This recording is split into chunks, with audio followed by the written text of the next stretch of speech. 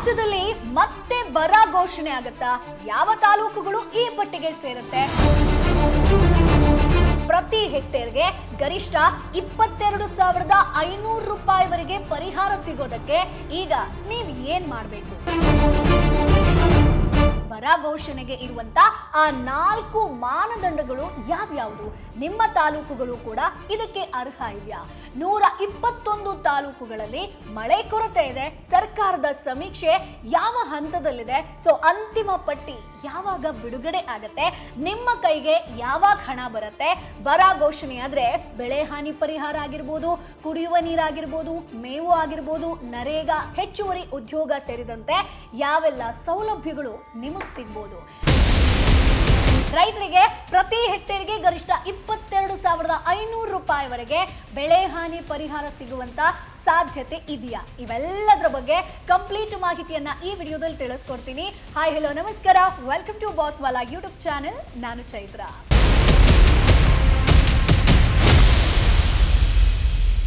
S ಸ್ನೇಹಿತರೆ, ಇವತ್ತಿನ ವಿಡಿಯೋದಲ್ಲಿ ನಿಮಗೆ ಯಾವೆಲ್ಲ ಇನ್ಫಾರ್ಮೇಶನ್ ಸಿಗುತ್ತೆ ಅಂತ ಹೇಳ್ಬಿಡ್ತೀನಿ. ಸೊ ಮೊದಲನೇದಾಗಿ, ರಾಜ್ಯದಲ್ಲಿ ಬರ ಘೋಷಣೆಗೆ ಸರ್ಕಾರ ಎಲ್ಲ ಸಿದ್ಧತೆಯನ್ನ ಮಾಡ್ಕೊಳ್ತಾ ಇದೆ. ಯಾವ ತಾಲೂಕುಗಳು ಬರ ಪೀಡಿತ ಆಗಬಹುದು, ಬರ ಘೋಷಣೆಗೆ ಇರುವಂತ ಆ 4 ಪ್ರಮುಖ ಮಾನದಂಡಗಳು ಯಾವುದು, ಸಮೀಕ್ಷೆ ಯಾವಾಗ ಮುಗಿಯುತ್ತೆ, ರೈತರಿಗೆ ಯಾವ ರೀತಿಯ ಪರಿಹಾರ ಸಿಗಬಹುದು, 2023ರಲ್ಲಿ ಎಷ್ಟು ತಾಲೂಕುಗಳನ್ನ ಬರ ಪೀಡಿತ ಅಂತ ಘೋಷಿಸಲಾಗಿತ್ತು, ಈ ವರ್ಷವೂ ಅದೇ ಪ್ರಮಾಣದ ಪರಿಹಾರ ನಿಮಗೆ ಸಿಗುತ್ತಾ, ಯಾವಾಗ ಸಿಗುತ್ತೆ, ಇವೆಲ್ಲದರ ಬಗ್ಗೆ ನೋಡ್ತಾ ಹೋಗೋಣ. ಹಾಗಾಗಿ ವಿಡಿಯೋವನ್ನ ಕೊನೆಯ ತನಕ ಮಿಸ್ ಮಾಡದೆ ನೋಡಿ. ಎಸ್, ರಾಜ್ಯದ ಹಲವಾರು ಜಿಲ್ಲೆಗಳಲ್ಲಿ ಈ ಬಾರಿ ಮಳೆ ಕೈ ಕೊಟ್ಟಿದೆ. ಕೆಲವೆಡೆ ಬಿತ್ತನೆ ಇನ್ನೂ ಕೂಡ ಆಗಿಲ್ಲ, ಇನ್ನು ಕೆಲವೆಡೆ ಬಿತ್ತನೆ ಮಾಡಿದಂತ ಬೆಳೆಗಳು ನೀರಿಲ್ಲದೆ ಒಣಗುವಂತ ಪರಿಸ್ಥಿತಿ ಬಂದಿದೆ.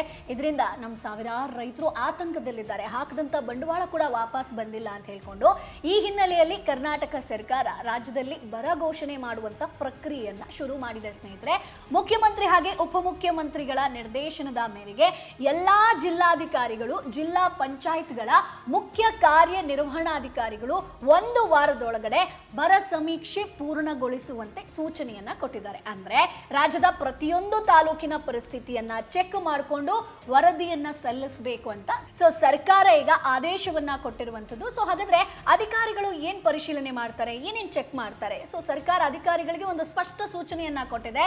ಸಾಮಾನ್ಯ ಮಳೆಯ ಪ್ರಮಾಣಕ್ಕಿಂತ 60% ಕಡಿಮೆ ಮಳೆಯಾಗಿರುವಂತಹ ಪ್ರದೇಶ ಆಗಿರಬಹುದು, ಸತತ 3 ವಾರಗಳವರೆಗೆ ಮಳೆಯೇ ಬೀಳದಂತ ಪ್ರದೇಶಗಳನ್ನ ಗುರುತಿಸಿ ವರದಿ ಸಲ್ಲಿಸಬೇಕು. ಈ ಒಂದು ವರದಿ ಆಧಾರದ ಮೇಲೆ ಯಾವ ತಾಲೂಕುಗಳನ್ನ ಬರಪೀಡಿತ ಅಂತ ಘೋಷಿಸಬೇಕು ಅಂತ ಸರ್ಕಾರ ಫೈನಲ್ ಆಗಿ ಡಿಸಿಷನ್ ಅನ್ನ ತಗೊಳುತ್ತೆ ಸ್ನೇಹಿತರೆ. ಸೊ ಹಾಗಾದ್ರೆ ಈಗಿನ ಪರಿಸ್ಥಿತಿ ಏನು ಅಂತ ನಾವು ನೋಡೋಣ. ಅಂದ್ರೆ ಕರ್ನಾಟಕ ರಾಜ್ಯ ನೈಸರ್ಗಿಕ ವಿಪತ್ತು ಮೇಲ್ವಿಚಾರಣಾ ಕೇಂದ್ರ ಅಂದ್ರೆ KSNDMC ಲಭ್ಯವಿರುವಂತಹ ಮಾಹಿತಿ ಪ್ರಕಾರ ನಾನು ಹೇಳ್ತಾ ಇರುವಂತದ್ದು, ರಾಜ್ಯದ ಒಟ್ಟು 239 ತಾಲೂಕುಗಳಲ್ಲಿ 121 ತಾಲೂಕುಗಳು ಮಳೆ ಕೊರತೆ ವರ್ಗಕ್ಕೆ ಸೇರಿದೆ. ಅಂದ್ರೆ ಇವುಗಳಲ್ಲಿ 11 ತಾಲೂಕುಗಳು ತೀವ್ರ ಮಳೆ ಕೊರತೆಯನ್ನ ಎದುರಿಸ್ತಾ ಇದೆ. ಈ ಕಾರಣದಿಂದ ಹಲವೆಡೆ ಬಿತ್ತನೆ ವಿಳಂಬ ಆಗಿದೆ. ಸೊ ಇನ್ನೂ ಅನೇಕ ಕಡೆಗಳಲ್ಲಿ ಈಗಾಗಲೇ ಬಿತ್ತನೆ ಮಾಡಿದಂತ ಬೆಳೆಗಳು ಒಂದು ನೀರಿನ ಕೊರತೆ ಇರೋದ್ರಿಂದ, ನೀರು ಸಿಕ್ಕಿಲ್ಲ ಅನ್ನುವಂತಹ ಕಾರಣಕ್ಕೆ ಒಣಗೋದಕ್ಕೆ ಬಂದಿದೆ. ಸೊ ಕೃಷಿ ಚಟುವಟಿಕೆಗಳು ಸಾಕಷ್ಟು ನಷ್ಟ ಕಂಡಿದೆ ಅಂತ ಹೇಳ್ಕೊಂಡು, ಸೊ ಹಾಗಾದ್ರೆ ಬರ ಘೋಷಣೆಗೆ ಯಾವ್ಯಾವ ಮಾನದಂಡ ಇದೆ, ಸೊ ಇದ್ರ ಮೇಲೆ ನಿಮ್ಗೆ ದುಡ್ಡು ಬರುವಂತದ್ದು. ಸೊ ಒಂದು ತಾಲೂಕನ್ನ ಅಥವಾ ಪ್ರದೇಶವನ್ನ ಬರಪೀಡಿತ ಅಂತ ನಾವು ಘೋಷಿಸಬೇಕು ಅಂತಂದ್ರೆ ಸರ್ಕಾರ 4 ಪ್ರಮುಖ ಮಾನದಂಡಗಳನ್ನ ಪರಿಶೀಲಿಸುತ್ತೆ ಸ್ನೇಹಿತರೆ. ಈ 4ರಲ್ಲಿ ಕನಿಷ್ಠ 3 ಮಾನದಂಡಗಳು ಇನ್ ಕೇಸ್ ನೀವು ಪೂರೈಸಿದ್ರೆ ಮಾತ್ರ ಈ ಪ್ರದೇಶವನ್ನ ಅಧಿಕೃತವಾಗಿ ಬರಪೀಡಿತ ಅಂತ ಘೋಷಣೆ ಮಾಡ್ತಾರೆ. ಸೊ ಒಂದು ವೇಳೆ 2 ಮಾನದಂಡಗಳನ್ನ ಕಂಪ್ಲೀಟ್ ಮಾಡಿದ್ರೆ ಅದನ್ನ ಮಧ್ಯಮ ಬರಪೀಡಿತ ಅಂತ ಘೋಷಣೆ ಮಾಡ್ತಾರೆ ಸ್ನೇಹಿತರೆ. ಈಗ ಈ 4 ಮಾನದಂಡಗಳು ಯಾವ್ದ್ಯಾವ್ದು ಅನ್ನೋದನ್ನ ನಾನು ಹೇಳ್ತಾ ಹೋಗ್ತೀನಿ. ಸೊ ಅದರಲ್ಲಿ ನಿಮ್ಗೆ ಕ್ಲಿಯರ್ ಕಟ್ ಆಗಿ ಗೊತ್ತಾಗುತ್ತೆ ನೀವು ಯಾವ ಪೊಸಿಷನ್ ಅಲ್ಲಿ ಇದ್ದೀರಾ ಅಂತ ಹೇಳ್ಕೊಂಡು, ನಿಮ್ಮ ಒಂದು ಬೆಳೆ ಆಗಿರ್ಬೋದು. ಸೊ ಮೊದಲನೇದಾಗಿ, ಮಳೆಯ ಪ್ರಮಾಣ ಸಾಮಾನ್ಯ ಮಳೆಯ ಪ್ರಮಾಣಕ್ಕಿಂತ 60% ಕಡಿಮೆ ಮಳೆಯಾಗಿರ್ಬೇಕು. ಅದರ ಜೊತೆಗೆ ಬೆಳೆ ಬೆಳೆಯುವ ಸಮಯದಲ್ಲಿ ಸತತ 3 ವಾರಗಳ ಕಾಲ ಮಳೆಯಾಗದಿದ್ರೂ ಕೂಡ ಅದನ್ನ ಬರದ ಪ್ರಮುಖ ಲಕ್ಷಣ ಅಂತ ಪರಿಗಣಿಸ್ತಾರೆ. ಇದು ಮೊದಲನೇದಾಗಿರುತ್ತೆ. ಇನ್ನು ಸ್ನೇಹಿತರೆ, ಎರಡನೇದು ಕೃಷಿ ಪರಿಸ್ಥಿತಿ ಸಾಮಾನ್ಯ ಕೃಷಿ ಪ್ರದೇಶದ 75%ಗಿಂತ ಕಡಿಮೆ ಬಿತ್ತನೆಯಾಗಿದ್ರೆ ಅದನ್ನ ಬರದ ಸೂಚನೆಯಾಗಿ ಪರಿಗಣಿಸ್ತಾರೆ ಸ್ನೇಹಿತರೆ. ಇದರ ಜೊತೆಗೆ ಇನ್ನೊಂದಿದೆ, ಮಣ್ಣಿನ ತೇವಾಂಶ ಕೂಡ ಕಡಿಮೆ ಆಗಿದ್ಯಾ ಅನ್ನೋದನ್ನ ಅಧಿಕಾರಿಗಳು ಚೆಕ್ ಮಾಡ್ತಾರೆ. ಸೊ ಅವಾಗ ಇದು ಬರಪೀಡಿತ ಪ್ರದೇಶ ಅನ್ನುವಂಥದ್ದಾಗಿ ಪರಿಗಣನೆಗೆ ತಗೊಳ್ತಾರೆ. ಇನ್ನು ಮೂರನೇದಾಗಿ ಜಲವಿಜ್ಞಾನ, ಅಂದ್ರೆ ಜಲಾಶಯಗಳಲ್ಲಿ ಎಷ್ಟು ನೀರಿದೆ, ಅಂತರ್ಜಲ ಮಟ್ಟ ಎಷ್ಟಿದೆ, ಕಳೆದ 10 ವರ್ಷಗಳ ಸರಾಸರಿ ನೀರಿನ ಮಟ್ಟದೊಂದಿಗೆ ಅದನ್ನ ಕಂಪೇರ್ ಮಾಡಿ ಪರಿಶೀಲನೆ ಮಾಡ್ತಾರೆ. ನೀರಿನ ಸಂಗ್ರಹಣೆ ಗಣನೀಯವಾಗಿ ಕಡಿಮೆಯಾಗಿದ್ರೆ ಅದನ್ನ ಕೂಡ ಬರದ ಪ್ರಮುಖ ಮಾನದಂಡ ಅಂತ ಕನ್ಸಿಡರ್ ಮಾಡುವಂಥದ್ದು. ಅಂದ್ರೆ ಅಲ್ಲೇ ನೀರಿಲ್ಲ ಅಂತಂದ್ರೆ ಬರಪೀಡಿತ ಪ್ರದೇಶ ಅಂತಾನೆ ಆಗುತ್ತೆ. ಇನ್ನು ನಾಲ್ಕನೇದಾಗಿ NDVI, ಇದು ಉಪಗ್ರಹದ ಮೂಲಕ ಪರಿಶೀಲಿಸುವಂತ ವಿಧಾನ. ಸೊ ಬೆಳೆಗಳ ಆರೋಗ್ಯ ಹೇಗಿದೆ, ಸಸ್ಯವರ್ಗ ಎಷ್ಟಿದೆ, ಬೆಳೆಗಳ ಬೆಳವಣಿಗೆ ದುರ್ಬಲ ಆಗಿದೆಯಾ ಅನ್ನುವಂಥದ್ದು ಆ ಒಂದು ಇನ್ಫಾರ್ಮೇಶನ್ ಅನ್ನ ಉಪಗ್ರಹಗಳ ಚಿತ್ರಗಳ ಮೂಲಕ ಪರಿಶೀಲಿಸಿ ಒಂದು ಅಂತಿಮ ವರದಿಯಲ್ಲಿ ಅದನ್ನ ಸಲ್ಲಿಸ್ತಾರೆ ಸ್ನೇಹಿತರೆ. ಹಾಗಾದ್ರೆ ಸಮೀಕ್ಷೆ ಆಲ್ರೆಡಿ ಶುರುವಾಗಿದೆ, ಯಾವಾಗ ಕಂಪ್ಲೀಟ್ ಆಗುತ್ತೆ? ಸೊ ಮುಖ್ಯ ಕಾರ್ಯದರ್ಶಿಗಳು ಅಧಿಕಾರಿಗಳಿಗೆ 1 ವಾರದೊಳಗಡೆ ಸಮೀಕ್ಷೆ ಪೂರ್ಣಗೊಳಿಸೋದಕ್ಕೆ ಒಂದು ಸೂಚನೆಯನ್ನ ಕೊಟ್ಟಿದ್ದಾರೆ, ಒಂದು ಆದೇಶವನ್ನ ಕೊಟ್ಟಿದ್ದಾರೆ. ಆದ್ರೆ ವಿಪತ್ತು ನಿರ್ವಹಣಾ ಇಲಾಖೆಯ ತಜ್ಞರ ಪ್ರಕಾರ ಕೇಂದ್ರ ಸರ್ಕಾರದ ಮಾರ್ಗಸೂಚಿಯಂತೆ ಮಳೆಗಾಲದ ಕನಿಷ್ಠ 50% ಪೂರ್ಣಗೊಂಡ ನಂತರವೇ ಒಂದು ಸಮಗ್ರ ಬರ ಸಮೀಕ್ಷೆ ನಡೆಸೋದು ಕಂಪ್ಲೀಟ್ ಅಂತ ಹೇಳಿದ್ದಾರೆ. ಸೊ ಹೀಗಾಗಿ ಜುಲೈ ಕೊನೆಯ ವಾರ ಅಥವಾ ಆಗಸ್ಟ್ ಮೊದಲ ವಾರದಲ್ಲಿ ನಮಗೊಂದು ಕಂಪ್ಲೀಟ್ ಪಿಕ್ಚರ್ ಸಿಗುತ್ತೆ, ಎಲ್ಲಿ ಬರಪೀಡಿತ ಪ್ರದೇಶ ಎಷ್ಟು ಸಿಗುತ್ತೆ ಅಂತ. ಸೊ ಈಗ ನೀವು ಕೇಳ್ಬೋದು ಎಷ್ಟು ನಮಗೆ ಪರಿಹಾರ ಸಿಗತ್ತೆ ಅಂತ. ಸೊ 2023ರಲ್ಲಿ ರಾಜ್ಯದಲ್ಲಿ ತೀವ್ರ ಬರ ಉಂಟಾಗಿತ್ತು, ನಿಮಗೆ ಗೊತ್ತಿರ್ಬೋದು. ಆ ಅಂಕಿಅಂಶಗಳನ್ನ ತಗೊಂಡ್ರೆ ಒಟ್ಟು 236 ತಾಲೂಕುಗಳಲ್ಲಿ 223 ತಾಲೂಕುಗಳನ್ನ ಬರಪೀಡಿತ ಅಂತ ಕನ್ಸಿಡರ್ ಮಾಡ್ತಾರೆ. ಇವುಗಳಲ್ಲಿ 196 ತಾಲೂಕುಗಳನ್ನ ತೀವ್ರ ಬರಪೀಡಿತ ಪ್ರದೇಶ ಅಂತ ಸರ್ಕಾರ ಗುರುತಿಸುತ್ತೆ. ಸೊ ಈ ಸಂದರ್ಭದಲ್ಲಿ ರೈತರಿಗೆ ಬೆಳೆಹಾನಿ ಪರಿಹಾರವನ್ನ ಕೂಡ ಕೊಟ್ಟಿತ್ತು ಸ್ನೇಹಿತರೆ. ಮಳೆಯಾಶ್ರಿತ ಜಮೀನಿಗೆ ಪ್ರತಿ ಹೆಕ್ಟೇರ್ಗೆ 8,500 ರೂಪಾಯಿ, ನೀರಾವರಿ ಜಮೀನಿಗೆ ಪ್ರತಿ ಹೆಕ್ಟೇರ್ಗೆ 17,000 ರೂಪಾಯಿ, ತೋಟಗಾರಿಕೆ ಬೆಳೆಗಳಿಗೆ ಪ್ರತಿ ಹೆಕ್ಟೇರ್ಗೆ 22,500 ರೂಪಾಯಿ, ಹಾಗೆ ಅಂದ್ರೆ ಪ್ರತಿ ಹೆಕ್ಟೇರ್ಗೆ ಗರಿಷ್ಠ 22,500 ರೂಪಾಯಿವರೆಗೆ ಪರಿಹಾರವನ್ನ ನೀಡಲಾಗಿತ್ತು ಸ್ನೇಹಿತರೆ. ಇದು ಲಾಸ್ಟ್ 2023 ಇದು ನಾನು ಹೇಳಿದೆ. ಸೊ ಈ ವರ್ಷ ಕೂಡ ಇದೇ ಪ್ರಮಾಣದಲ್ಲಿ ನಮಗೆ ಪರಿಹಾರ ಸಿಗುತ್ತಾ ಅಂತ ಸಾಕಷ್ಟು ಜನರು ಅವರಿಗಿರುವಂತ ಪ್ರಶ್ನೆ ಆಗಿರುತ್ತೆ. ಸೊ ಸದ್ಯ ಸರ್ಕಾರ ಬರ ಘೋಷಣೆಗೆ ಅಗತ್ಯವಾದಂತ ಸಮೀಕ್ಷೆಯನ್ನ ಮಾತ್ರ ನಡೆಸ್ತಾ ಇದೆ. ಯಾವ ತಾಲೂಕುಗಳು ಬರಪೀಡಿತ ಪಟ್ಟಿಗೆ ಸೇರುತ್ತೆ ಅನ್ನೋದು ಸಮೀಕ್ಷೆ ಪೂರ್ಣಗೊಂಡ ನಂತರವೇ ನಮಗೆ ಗೊತ್ತಾಗುವಂಥದ್ದು ಸ್ನೇಹಿತರೆ.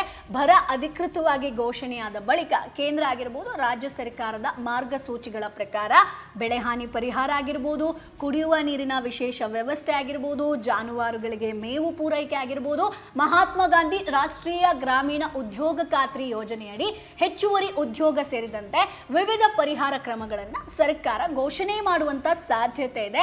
ಆದ್ರೆ 2023ರಲ್ಲಿ ನೀಡಿದಂತ ಅದೇ ಪ್ರಮಾಣದ ಪರಿಹಾರವನ್ನ ಈ ವರ್ಷ ಕೂಡ ನೀಡಲಾಗುತ್ತೆ ಅನ್ನೋದು ಸೊ ಎಲ್ಲೂ ಕೂಡ ಅಧಿಕೃತವಾಗಿ ಘೋಷಣೆ ಮಾಡಿಲ್ಲ ಸ್ನೇಹಿತರೆ. ಆದ್ರಿಂದ ರೈತರು ಸಾಮಾಜಿಕ ಜಾಲತಾಣಗಳಲ್ಲಿ ಹರಿದಾಡುವಂತ ವದಂತಿಗಳನ್ನ ನಂಬದೆ ಸರ್ಕಾರದ ಅಧಿಕೃತ ಪ್ರಕಟಣೆಗಾಗಿ ವೇಟ್ ಮಾಡಿ. ಸೊ ಸರ್ಕಾರ ಅಧಿಕೃತವಾಗಿ ಪ್ರಕಟಣೆ ಕೊಟ್ರೆ ನಾನೇ ಖಂಡಿತ ತಿಳಿಸ್ಕೊಡ್ತೀನಿ. ಸೊ ಹಾಗಾದ್ರೆ ಬರ ಘೋಷಣೆ ಆದ ತಕ್ಷಣ ನಮ್ಮ ಹಣ ನಮ್ಮ ಖಾತೆಗೆ ಬಂದು ಬೀಳುತ್ತಾ ಅಂತ ನೀವು ಕೇಳ್ಬೋದು. ಸೊ ಸಾಕಷ್ಟು ರೈತರಿಗಿರುವಂತ ಪ್ರಶ್ನೆ, ಬರ ಘೋಷಣೆ ಆಯ್ತು ಅಂತಂದ್ರೆ ನೆಕ್ಸ್ಟ್ ದಿನವೇ ನಮ್ಮ ಖಾತೆಗೆ ಹಣ ಬರುತ್ತಾ ಅಂತ. ಸೊ ಇಲ್ಲ, ಮೊದಲು ಸರ್ಕಾರ ತಾಲೂಕುಗಳನ್ನ ಬರಪೀಡಿತ ಅಂತ ಘೋಷಿಸಬೇಕು, ನಂತರ ಬೆಳೆ ಹಾನಿಯ ಮಾಹಿತಿಯನ್ನ ಸಂಗ್ರಹಿಸಬೇಕು, ಕೇಂದ್ರ ಸರ್ಕಾರಕ್ಕೆ ವರದಿಯನ್ನ ಕಳಿಸಬೇಕು, ಅಗತ್ಯ ಅನುಮೋದನೆ ಅಪ್ರೂವಲ್ ಸಿಕ್ಕದ ಮೇಲೆ ಅನುದಾನ ಬಿಡುಗಡೆ ಆದ ಮೇಲೆ ರೈತರ ಬ್ಯಾಂಕ್ ಖಾತೆಗೆ ಪರಿಹಾರ ಹಣ ಜಮಾ ಆಗುತ್ತೆ ಸ್ನೇಹಿತರೆ. ಆದ್ರಿಂದ ಬರ ಘೋಷಣೆ ಆದ ಕೂಡಲೇ ಹಣ ಬರುತ್ತೆ ಅನ್ನೋದು ನಿರೀಕ್ಷೆ ಮಾಡಬೇಡಿ. ಸೊ ಹಾಗಾದ್ರೆ ಇಲ್ಲಿ ಒಂದು ಟಿಪ್ಸ್ ಅನ್ನ ಕೊಡ್ತೀನಿ. ಈಗ ಸಮೀಕ್ಷೆ ನಡೀತಾ ಇದೆ. ಸೊ ಹಾಗಾದ್ರೆ ರೈತರು ಈಗಿನಿಂದಲೇ ಏನು ಮಾಡಬೇಕು, ಒಂದು ಮೇಜರ್ ಟಿಪ್ಸ್ ಅನ್ನ ಕೊಡ್ತೀನಿ ನೋಡಿ. ಒಂದು ವೇಳೆ ನಿಮ್ಮ ಪ್ರದೇಶದಲ್ಲಿ ಮಳೆ ಕೊರತೆ ಇದ್ರೆ ನಿಮ್ಮ ಜಮೀನಿನ ಬೆಳೆಗಳೆಲ್ಲ ಫೋಟೋ ಆಗಿರ್ಬೋದು, ವಿಡಿಯೋಗಳನ್ನ ತೆಗೆದಿಟ್ಕೊಳ್ಳಿ. ಓಕೆನಾ, ಇದು ತುಂಬಾ ಇಂಪಾರ್ಟೆಂಟ್. ಜೊತೆಗೆ ನಿಮ್ಮ ಪಹಣಿ ಆಗಿರ್ಬೋದು, ಆಧಾರ್ ಆಗಿರ್ಬೋದು, ಬ್ಯಾಂಕ್ ಖಾತೆ ವಿವರ ಆಗಿರ್ಬೋದು, ಫ್ರೂಟ್ಸ್ ನೋಂದಣಿ ಸರಿಯಾಗಿದೆಯಾ ಅನ್ನೋದನ್ನ ಮತ್ತೊಮ್ಮೆ ಚೆಕ್ ಮಾಡ್ಕೊಳ್ಳಿ, ರೀಚೆಕ್ ಮಾಡ್ಕೊಳ್ಳಿ. ಕೃಷಿ ಅಧಿಕಾರಿಗಳಾಗಿರ್ಬೋದು, ಕಂದಾಯ ಅಧಿಕಾರಿಗಳು ಬೆಳೆ ಸಮೀಕ್ಷೆಗೆ ಬಂದ್ರೆ ಸರಿಯಾದ ಮಾಹಿತಿಯನ್ನ ಕೊಡಿ, ತಪ್ಪು ಮಾಹಿತಿಯನ್ನ ಕೊಡ ನೋಡಬೇಡಿ. ಇದರಿಂದ ಮುಂದೆ ಪರಿಹಾರ ಪಡೆಯೋ ವೇಳೆ ಯಾವುದೇ ತೊಂದರೆ ಆಗೋದಿಲ್ಲ. ಸೊ ಇವಿಷ್ಟು ನಿಮಗೆ ನಾನು ಕೊಡಬಲ್ಲಂತಹ ಟಿಪ್ಸ್ ಆಗಿರುತ್ತೆ ಸ್ನೇಹಿತರೆ. ಸೊ ಒಟ್ಟಾರೆ ರಾಜ್ಯದಲ್ಲಿ ಮಳೆ ಕೊರತೆಯಿಂದ ರೈತರು ಸಂಕಷ್ಟವನ್ನ ಎದುರಿಸ್ತಿರೋ ಹಿನ್ನೆಲೆಯಲ್ಲಿ ಸರ್ಕಾರ ಈಗಾಗಲೇ ಬರ ಸಮೀಕ್ಷೆಯನ್ನ ಸ್ಟಾರ್ಟ್ ಮಾಡಿದೆ. ಮುಂದಿನ ಕೆಲ ವಾರಗಳಲ್ಲಿ ಯಾವ ತಾಲೂಕುಗಳು ಬರ ಪೀಡಿತ ಪಟ್ಟಿಗೆ ಸೇರುತ್ತೆ, ಯಾವ ರೀತಿಯ ಪರಿಹಾರ ಪ್ಯಾಕೇಜ್ ಘೋಷಣೆ ಆಗುತ್ತೆ ಅನ್ನೋದನ್ನ ನಾವು ವೇಟ್ ಮಾಡಿ ನೋಡಬೇಕಾಗತ್ತೆ. ಸೊ ಸರ್ಕಾರದಿಂದ ಈಗ ಯಾವುದೇ ಅಧಿಕೃತ ಮಾಹಿತಿ ಬಂದಿಲ್ಲ. ಅಧಿಕೃತ ಮಾಹಿತಿ ಬಂದ್ರೆ ಈಸಿಯಾಗಿ ನಾನೇ ಈ ಒಂದು ಚಾನಲ್ ಅಲ್ಲಿ ವಿಡಿಯೋನ ಅಪ್ಲೋಡ್ ಮಾಡ್ತೀನಿ. ಸೊ ಈ ವಿಡಿಯೋ ನಿಮಗೆ ಯೂಸ್ಫುಲ್ ಆಗಿರುತ್ತೆ ಅಂತ ಅನ್ಕೊಳ್ತೀನಿ. ಸೊ ನೀವು ಕೂಡ ಬರಪೀಡಿತ ಪ್ರದೇಶದಲ್ಲಿದ್ದೀರಾ. ಈ ಬಾರಿ ನಿಮ್ಮ ಒಂದು ಕೃಷಿ ಭೂಮಿ ಏನಿದೆಯೋ, ನಿಮ್ಮ ಬೆಳೆ ಕೈ ಕೊಟ್ಟಿದ್ಯಾ? ಸೊ ನೀವು ಯಾವ ಬೆಳೆನ ಬೆಳೆದಿದ್ರಿ ಅದನ್ನ ಕಮೆಂಟ್ ಬಾಕ್ಸ್ ಅಲ್ಲಿ ತಪ್ಪದೇ ತಿಳಿಸಿ. ಸೊ ನಿಮ್ಗೆ ಎಷ್ಟು ಪರಿಹಾರ ಸಿಗಬಹುದು ಅನ್ನುವಂತ ನಿರೀಕ್ಷೆಯಲ್ಲಿದ್ದೀರಾ ಅದನ್ನ ಖಂಡಿತ ಕಮೆಂಟ್ ಬಾಕ್ಸ್ ಅಲ್ಲಿ ತಪ್ಪದೇ ತಿಳಿಸಿ. ಮುಂದಿನ ವಿಡಿಯೋದಲ್ಲಿ ಮತ್ತಷ್ಟು ಮಾಹಿತಿ ಜೊತೆ ನಾನು ನಿಮ್ಮ ಮುಂದೆ ಹಾಜರಿರ್ತೀನಿ. ಅಲ್ಲಿವರೆಗೂ ಬೈ ಬಾಯ್. ಬ್ರ್ಯಾಂಡ್ ಪಾರ್ಟ್ನರ್ಶಿಪ್ ಮತ್ತು ಜಾಹೀರಾತಿಗಾಗಿ ಸಂಪರ್ಕಿಸಿ brand@bosswala.com. WhatsApp number 9108014192. Bosswala. Be the boss.